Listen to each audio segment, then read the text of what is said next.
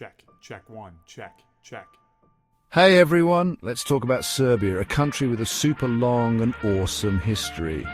It all starts in the Balkans, a place with big mountains, green valleys, flowing rivers and wide open plains. Way back in ancient times, Slavic tribes, the ancestors of Serbians, lived here. They built homes, farmed the land and protected their families. Their early history is like a colourful storybook filled with tales of powerful empires. The Romans marched through with their armies, leaving their mark on the language and culture. But the Serbian people, with their deep love for their land, never gave up. In the 9th century, Christianity arrived, shaping Serbia forever. They followed the Orthodox faith and built monasteries which became centers of learning and faith, like shining lights in dark times. These early years built a strong foundation for Serbia.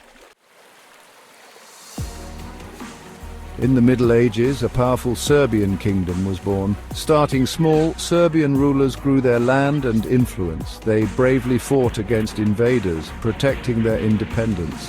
One famous ruler was Stefan Dusan. He was a strong leader and warrior who expanded Serbia to its largest size. He made laws, helped businesses grow, and brought about a golden age for Serbia. His time as ruler was a time of peace and strength, remembered with pride. It was a time of beautiful monasteries with amazing artwork, showing how art and faith were important in Serbia. These incredible buildings still stand today, reminding us of Serbia's golden age. Sir, yes, sir. A powerful empire, the Ottomans, came from the east and cast a long shadow over the Balkans. The Serbian kingdom, weakened by fighting within, faced a tough enemy. The Battle of Kosovo in 1389 was a big turning point. Even though the Serbians fought bravely, the Ottomans won. This started hundreds of years of Ottoman rule over Serbia.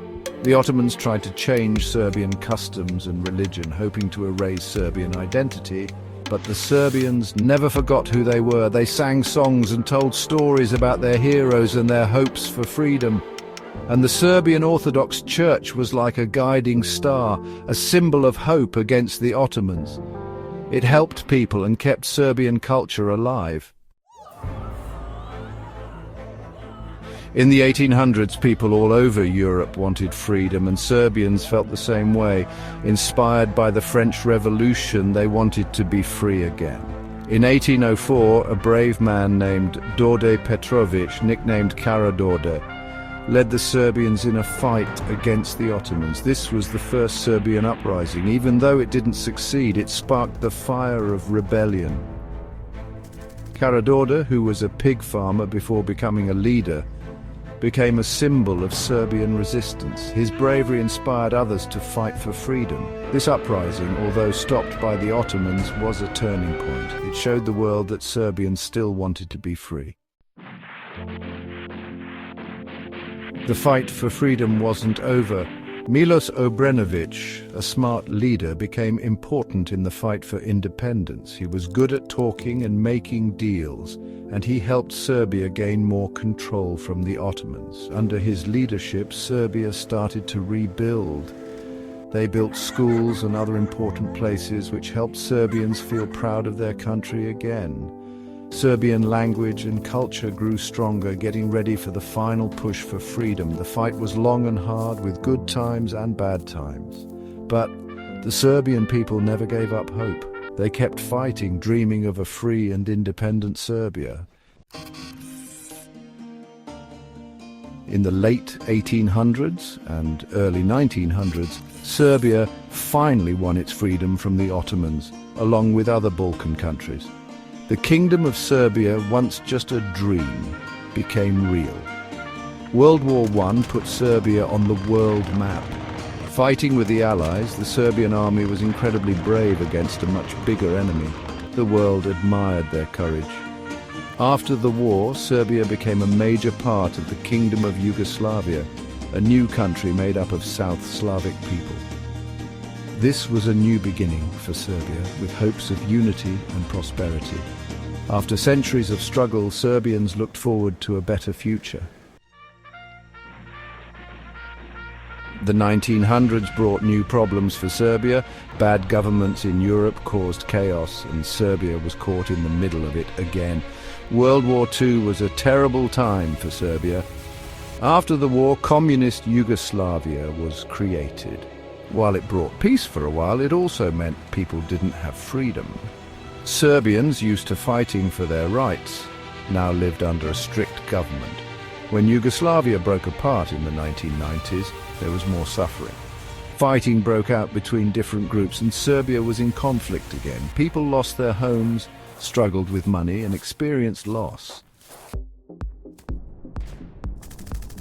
Even with all the hard times in the 1900s, Serbia never gave up. In the 2000s, Serbia started fresh, rebuilding and working towards democracy and prosperity. Serbia today is a country that's changing and growing. It's a mix of old history and new dreams. The Serbian people are strong and determined, working to overcome the past and build a better future. Serbia is becoming known for technology and engineering, showing its potential. And its rich culture, which survived through so much, continues to amaze the world.